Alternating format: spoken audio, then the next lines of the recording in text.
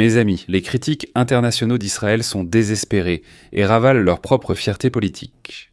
Alors que les gouvernements occidentaux répétaient des discours de boycott dans les forums internationaux, le ministère de la Défense israélien a pulvérisé le récit de l'isolement, en enregistrant le record historique de 19 milliards 200 millions de dollars d'exportations militaires. L'urgence mondiale en matière de sécurité a forcé des nations entières à se précipiter pour garantir la technologie qui a été testée sur le terrain contre des menaces réelles et de haute intensité venant d'Iran, du Hezbollah et du Hamas. L'ingénierie de cette croissance de 30% expose la mécanique froide de la peur géopolitique.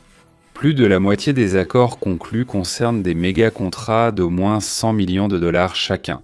Le marché européen, regardez l'hypocrisie, mène les achats, consommant 36% du stock, suivi de près par l'Asie.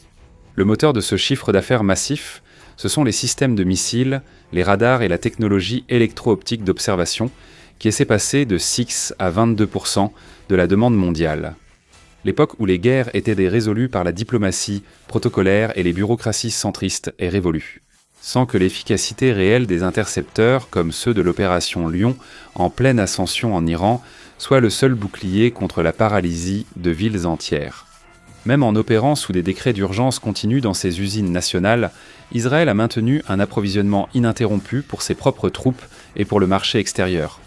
La traînée de données a prouvé que la valeur stratégique de l'armement se mesure à son efficacité au combat, rendant toute rhétorique d'annulation internationale inutile face aux besoins physiques de survie des acheteurs.